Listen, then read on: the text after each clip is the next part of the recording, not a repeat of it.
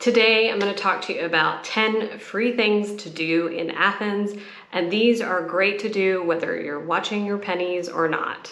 The first thing on our list is to go watch the changing of the guards at the Parliament building in Syntagma Square. This happens every hour, on the hour, rain, sunshine, snow, you name it, they're out there. The soldiers known as Evzones are there guarding the tomb of the unknown soldier. If you happen to be here on a Sunday, I recommend going down around 10, maybe 10:30 if you're here in the off season, because the parade is much larger rather than just the soldiers coming down to make the change. It involves a band and lots of the armed forces will be present. And you can stand across the street from the Parliament building. The street will be blocked off up into the median, and so you can stand either on the sidewalk or on the median. I recommend standing as close to that median as you can get. The next thing you're gonna do is walk down that street from Parliament and go to Hadrian's Arch. It is one of the archaeological things in the city that there is no fee to get into. It's just there on the side of the road. And unlike a lot of the things that are labeled Hadrian's blah, blah, blah in Athens, this was actually not built by Hadrian. They believe that is actually a monument to the Emperor Hadrian because even though he was Roman, he loved Athens. You will find many things around town, including Hadrian's library. There's also the reservoir that I've pointed out in other videos that he built. This is something that was built to honor him. Hadrian's Arch actually leads me to the next thing that I want to talk about. And this might be a little bit controversial for some people, but one of the great free things to do around Athens is to just walk around the archaeological sites. Right here behind Hadrian's Arch is the Temple of Zeus, and as you can see a lot of the temple just standing here outside of the fenced area. Much of both the Roman Agora and the ancient Agora are visible from the outside. So if you really are like watching your pennies, or say you've got to Athens after going to an island and you're like, I can't spend any more money, maybe I'll go do one thing here in Athens. So this is great. You can still see lots of what the ancient ruins are. Of course, you're not going to know necessarily what you're looking at because you're not going to be close enough to see the signs. But I totally get it. Like, it's easy to just walk by a lot of the archaeological sites here in Athens and just view them from afar.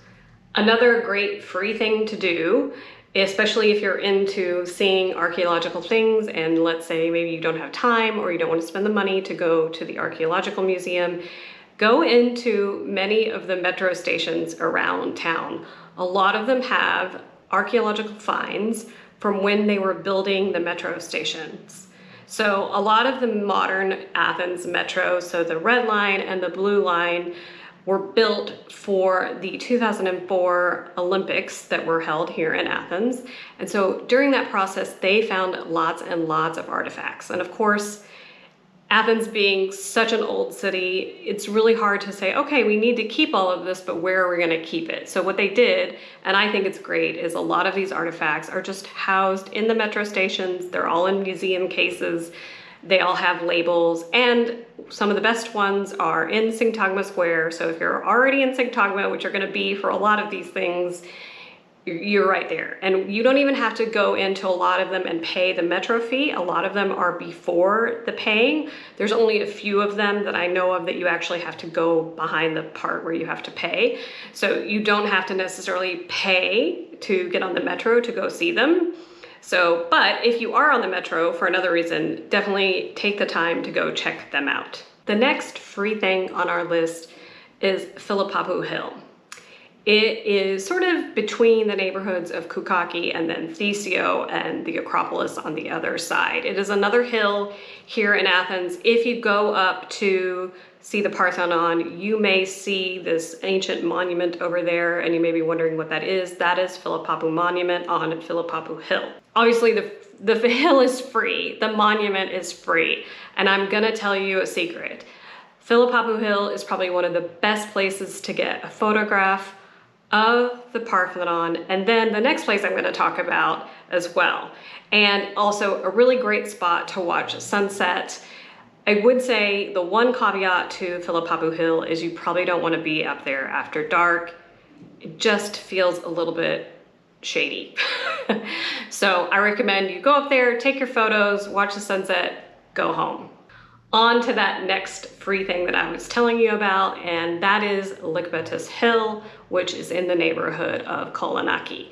You are going to be able to see it if you've gone to Papu Hill first, or if you've gone to the top of the Acropolis Hill, you have seen this. It is the tallest point in Athens, and you may have noticed there is a church up there.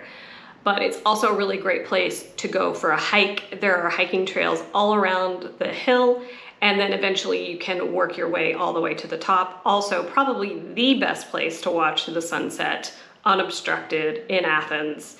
And if it's clear that day, you're gonna be able to see the sea pretty easily. The next free thing that I don't even think a lot of people who've been to Athens have actually done, and that is to go to the National Gardens. The National Gardens is right behind the Parliament building in Syntagma Square, and it is this very lush green area. You may have walked on the outside and wondered like what it is. It does have like gates and a fence, so it sort of looks imposing, but it's definitely open. If the gates are open, then it's open. Sometimes they do close the gates for various reasons, but most of the time it is open. It's a really great place to go, especially in the summer, because it is much cooler in there in the summer than it is like walking around. So if you need a break from the heat, this is a good place to go. Obviously, because it's super green. There are sections with animals and fountains and things to see inside of it. So it's really nice. It's not super big, but it is probably one of the largest green areas in Athens. The next free thing that I suggest that you do is to walk around and go see some street art. Now, I know not everybody thinks that street art is art and they think it's graffiti, but I think it's art and I think it's worth going to check out. And if you don't, then just skip this part of the video. So really good neighborhoods to go do that in is the Siri neighborhood, Exarchia, and a few others. I will mention all of these put the video that I've made about the street art in the description box below, because we have a lot of really great, really well-known street artists here in Athens, and their art is easy to identify. One of them is Eno Expo, and all his is black and white except for this blue line that goes through it. And he actually has pieces all over the world. The ninth thing on our list of free things to do in Athens is to go see the cathedral. This is the Cathedral of Athens. It is a very large church, pretty much in the heart of downtown. It sits between Monastiraki and Plaka, and it is beautiful. I highly recommend that before you even go inside, you look up at the frescoes on the ceiling of the entrance. It's beautiful. It's supposed to look like the night sky. At least that's what I think it's supposed to look like. So it's also very beautiful inside. And so like if there's a state funeral or something major happens, or if Easter is happening, this is the place to be. And obviously it's free to get in. I do suggest that if you go into the church that you make sure your shoulders are covered. And if there are people in there worshiping, that you be respectful of photos and things. I think that while churches are meant to be enjoyed by everyone, we need to be respectful of the fact that people are usually going there not to look at it and admire its beauty. Number 10, but certainly not least on this list, is to go check out all the little churches here in Athens. I know that going and seeing the white and blue dome churches on the islands is really popular, but I think a lot of people are missing out on all of the little Byzantine era and Byzantine looking churches here in Athens, and they are everywhere.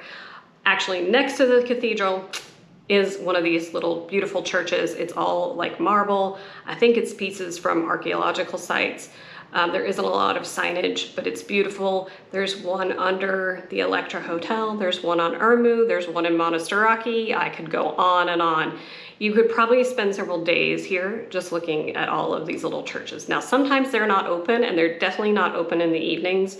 I very rarely see them be open at night, and partly because I think a lot of them are open and maintained by volunteers. So that's why they're not always open. And some of them I've just never seen open, but you know what? I still like to go and admire them from the outside. Do you have any favorite free things to do in Athens that you recommend?